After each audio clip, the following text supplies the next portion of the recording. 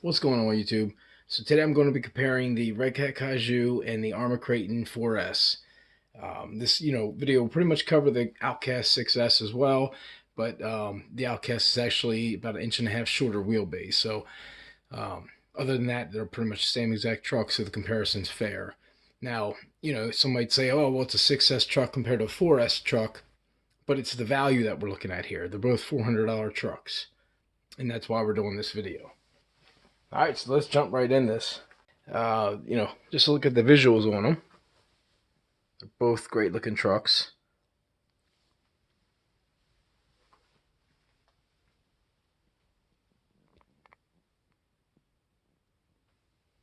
Start with what we can see. The trucks themselves, the tires on them. I like the tires on both these trucks. The Redcat's got a 17 millimeter. Great tread, good feeling. Look like they hold up so far on 4S videos I've seen. These got a really good compound as well. I think the lower profile of these and like the deep boot backflips for the 4S Outcast just feel so much better and tighter because they are that little bit lower profile. So they make some good tires. I do like the 4S version tires on here. So these ones here are 17 millimeter tires as well, but they use this, and I'll show it when I go to pull the tires off these and do that comparison.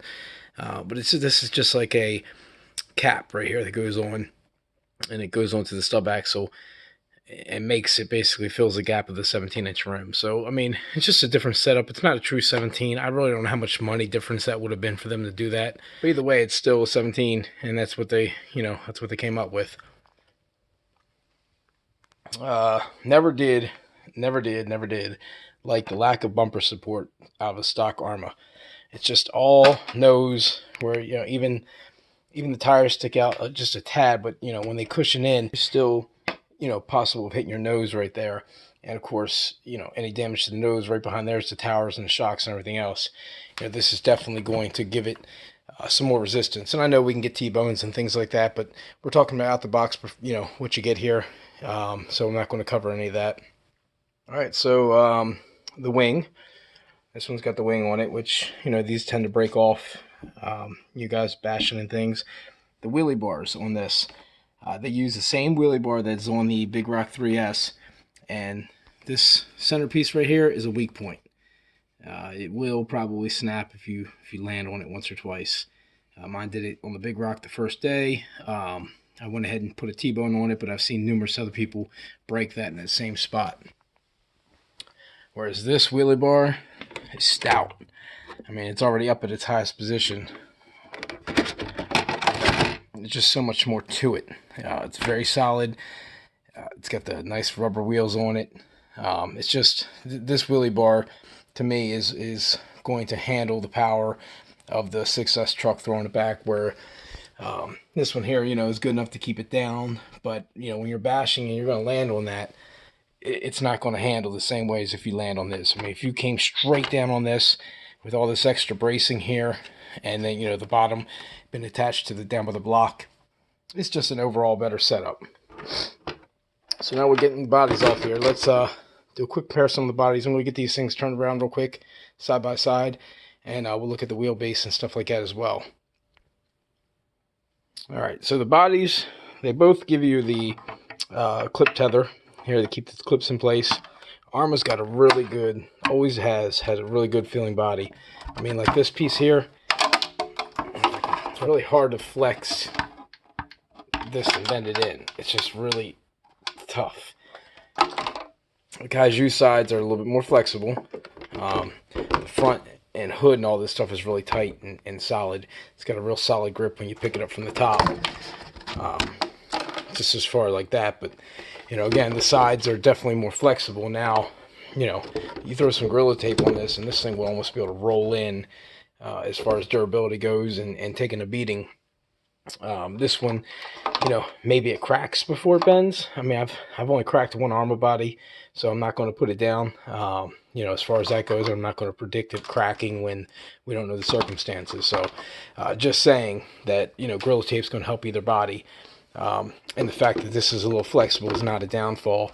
And the fact that this is stiff, that definitely doesn't necessarily make it better. All right, the trucks are both lined up in the back.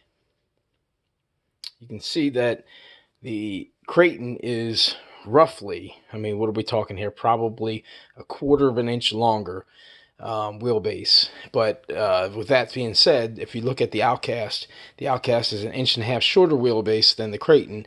So it's actually going to be about an inch and a quarter shorter than the Kaiju. We're going to take a tire off and take a look at the hubs and stuff, but we'll probably do that last. Let's go over a couple of key components. And again, I don't want to cover a ton. Everybody knows about the vehicles. We're just going to really be talking about the comparables. So we talked about the bumper being in the front. So let's work from there. Aluminum body towers, big bore. These ones are big bore as well, but they're all plastic. Plastic body, plastic caps. These are aluminum and plastic caps.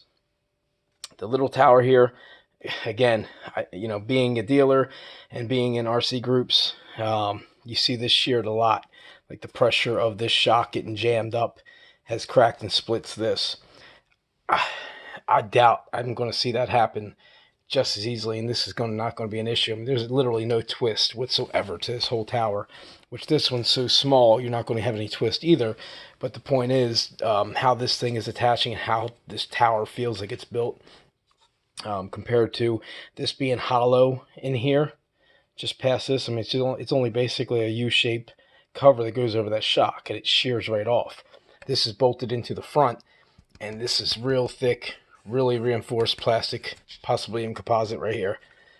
So again, it's just the design of it is better. It's going to hold up better, bigger shocks, better shocks, at least as far as, already being aluminum. As far as performance goes, obviously there's still a little bit to be told about that. Easy access to the diffs. I'm sure that the access is pretty easy for this one too, but I haven't worked on it yet and seen enough, so I'm not going to go there. Body posts, I always love these on the trucks when they put them on there. Takes a nice little touch, keeps the body more level when you're bashing, whereas these can tend to, now these are really flexible. They do have some twist, so they'll give a little bit, but as far as the post goes, this is a one pinpoint area, whereas this kind of levels it out a little bit. So, it's not that big of a deal, but, around your body holes, if you get them all tore up like I have with a lot of my trucks, it's because, usually a smaller post on the inside pushing on that plastic. So the more platform, of course, is better. All right, so next thing up on the path of the truck is a receiver box. Nothing special there, but I can tell you the placement of it is, to me, special.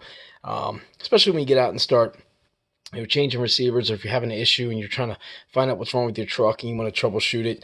You could be having a no power issue, so do you want to test if it's the remote control, or do you want to test if it's the ESC or something along that line? Same thing with servo. If you're having an issue there with not steering, is it because of the truck or that? So anyway, the access is right here, whereas this one you have to literally unbolt the ESC, and then you can get to the receiver box in there. So it's not a big deal. It's not really hard. It's just not out in the open and easy accessed. So on the servo, Redcat's using their new 25 kg Metal Gear metal cased servo. Arrma, it does have the 15 kg in theirs with the Metal Gear, but we're still talking 10 kilograms, and Arrma's pretty notorious about having some bad servos. At least in all the ones I've had, the Big Rock, the Creighton, the Outcast roller I was going to do. I wound up taking that servo electronics out and wound up using it in something else, and it failed on me. And that was like I even purposely put it in a smaller truck. It was a 1/10, and it still failed on me. So, I'm just not a big fan of their servos. We'll leave it at that. ESC is the BLX 100. Got 150 here. Of course, the bigger electronics are going to warrant the bigger ESC. No big deal there. It's got the dual EC5 plugs. Bonus. Dean's. Not a fan, especially on 6S. I'll probably change mine out to XT150s. And then that way I can have just 2 plugs and run either dual or single batteries. So it's just less wires and dangling in there. So this one's got a 2400, I think. 2400 kV 4S. It is a 3668, I believe. Let me know if I'm wrong on that, guys. I'm pretty sure it's a 3668. This is a 4268. It's definitely a little bit bigger can, and it's a 21 kV 46S motor. And this is, I'm being told, and again, I haven't had a chance to rip it open yet, but I am told it's a 3-diff truck, which means there's a differential in here and not slipper clutch, which I can't stand a slipper clutch, but they use that as well. Some people like it. I mean, people always tell me, "Oh man, that's better than a diff," but I just like the diff. Seems like I have less problems when I'm dealing with the center diff versus something like that. The slippers. I'm always having issues with my slippers. Maybe I'm bashing and staying on throttle too long, but I'd rather replace a spur gear than have to tear apart a slipper pad or slipper clutch. All right, so I'm overlooking, also as I'm getting to the back of the truck here, I'm overlooking one of the biggest, and another thing that kept me from pulling the trigger on my Outcast 4S, because I was getting rid of my Big Rock 3S because it wasn't going to handle the 4S system I want to put in it. And I figured, hey, the 4S Outcast is going to handle it.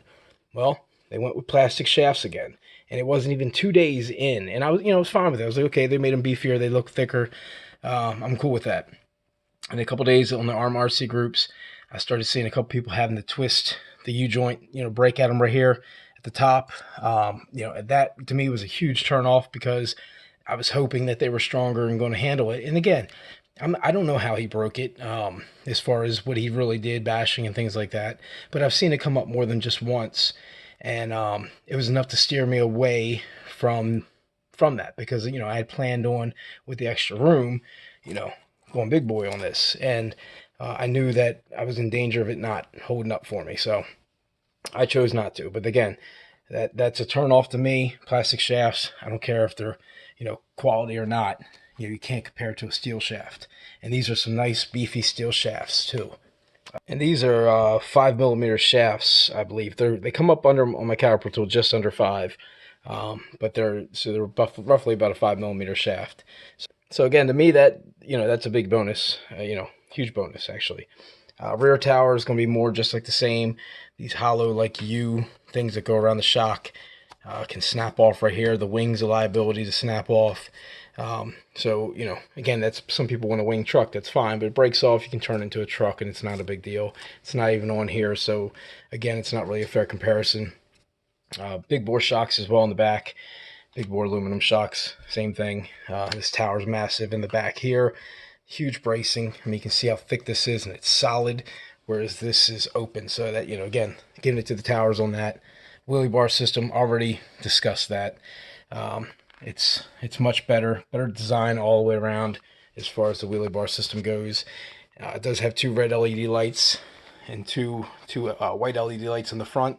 No LED lights here. So the tray design in the back, I mean, this bracing here that's on this truck, I mean, it's got a little bit of flex here, but this tower backs right up against that, and it's such a beefy tower, man. There is like no flex forward whatsoever. So I think that's going to do a great job keeping that taller tower in check, for bashing and things, and we're going to find out. But I love the design of the bucket, the tray, as we're talking about it.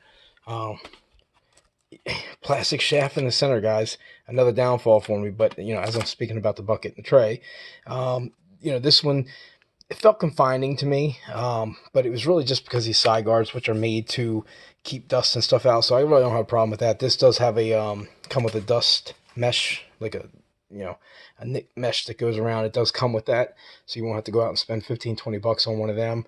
Another value point. But as far as the chassis goes on this, it just felt confining and all, but again, it's no big deal, because some people would rather have this being confined and solid, but this piece here is more just cosmetic and keeping dust out. There's nothing structural there. So your chassis point right here is all you got for bracing. And they do put the center tower brace in here, so that does help a little bit, but that's not helping your tower up here. So this bracing being down here, you get flex and stuff pushing this way up here. That's why these are snapping. The bracing is probably going to hold up and keep your center shaft, which is collapsible and really it's not going to break even if it does bend a little bit. But I have seen some people snap the chassis as well, and by the rear. And again, that happens with all of them, and I'm sure we're going to see that with that. So I'm not going to hold that against this truck either in this comparison. All right, so getting into with the tires off, here's that 17 millimeter. Basically, it's like a larger 14 and 12 millimeter hex style, which isn't, I guess it's not a big deal as long as they do it right. I haven't seen anybody having problems with them, so I'm not going to put it down as far as design goes. It's just, that cap isn't a traditional 17 millimeter. I'd find myself, where's it at? I got these for days. I would find myself needing to go buy these. I just feel like it would be lost if I took it off the truck and went to go put tires on it later or something. If I didn't throw it right back on, I'm losing that because I lose these all the time forgetting to put them back on. But that's just me, and that's, I'm not going to hold that against the truck. Again, I do like the Arrma knuckles on this. It's got big, beefy knuckle hubs that they upgraded over the 3S. So I was glad to see that, which was one of the things that gave me promise and hope on when I was going to go from the 3S to the 4S. The shafts are big. They feel hollow. They feel and sound hollow. They're not thick, solid. And like I said, no matter what you do here, the weak point is the ends. This like U-joint. It's definitely the weak point on the drive shaft. We don't know if there's a weak point on this drive shaft yet, but it's pretty traditional CVA, so really not much there to mess up. The arms, pretty thin here. You can see that there. All right, so this one's 3120 at its thinnest part right here. And we'll go for the thinnest part here. So it's about 6 millimeters, a little bit more than 6 millimeters wider at its widest point. Thickness is a little bit over 9. So about a millimeter and a half thicker as well. So the arms are a little bit thicker, a little bit wider. It's going to be a little bit better probably for bashing, holding up wise. The link versus the upper arm, I don't know that there's a benefit there other than the top here. It's got 2 connection points up here. It gives it more of a stiff, less twist. This one's connected in 1 point here. So, it's just a traditional turnbuckle link. I'm not a fan of these. This truck puts that on both, and this one has the turnbuckle links on both. So that, again, I'm going to give the advantage to the Kaiju there as far as design. Nope, I really don't know what else I can cover, guys. I mean, I just really want to get these two out side by side and do this because I have never done it. And, like I said, I'm sure other people that might be on the hook and seeing these $400 price tag vehicles, some people are leery of Redcat because of, stuff that happened 5-6 years ago. Got excellent customer service. There's absolutely nothing wrong with anything Redcat is doing right now, especially where they're going. But, some people will steer away from the Redcat just in conversation about talking about the Kaiju and what factory it's coming out of. It's Chinese junk, all this stuff, man. Like, these people are crazy. Like, to me, it's a great quality truck. Redcat's doing us a service bringing these products over to us, and they're working on now doing their own thing. So they'll be making their own models, or at least designing their own models fully. But this is an exclusive Redcat. This is made by the Team Associated factory, which also makes Vicar and some other brands out there, I'm sure. But, I know every brand that factory makes. But Helion, I think's one of them as well. But again, guys, this is a quality truck. It's not crap because it's got a name on it. I'm showing you side by side. It is better out the box than the $400 Arrma setups for the 4S, not to mention the electronics. Will they hold up the same? I'd bet money on it, but I'll find out. But until then, guys, up next we'll do the 4S Max and then the 6S Arrma comparison, just because of value difference for $150 less. So most of you guys already that might have that truck kind of already know where I'm going at when we start looking at this. But again, the true test will be on the field, guys. I understand that. I know that. Don't beat me up for that, but we're just doing comparisons side by sides and things now, and then we'll get this truck out. It's been raining here for me all week. As soon as I got this truck, it's been raining. So, I don't want to go out and get it tore up and just muddy the first day, and I want to give it a true test when I'm out there doing. Plus, I want to do speed runs out the box like I usually always do. Seen a couple people pop up on my feed that are running them. I think it's like 40 44 something, 45 on 4S. It's pretty easy to do it on 4S. It's harder to do it on 6S as far as getting speed out the box. But I might take some strap tires and or maybe some belted trenchers or something and put them on. Try it with the speed run. That way we can get that full control and get the true test of the speed on it, because I know it's more than 50 with the guy I just had, because it was 40 something on 4S. I mean, I know the extra voltage is going to get it more. I just don't think he can control it, and these tires aren't really the best for speed runs. So we'll test it the right way and get that done. Like I said, 4S Max coming, 6S comparisons, and then we'll be out the door with this thing hopefully by the end of the week. So I appreciate you guys for watching, man, and leave me any questions or comments down below.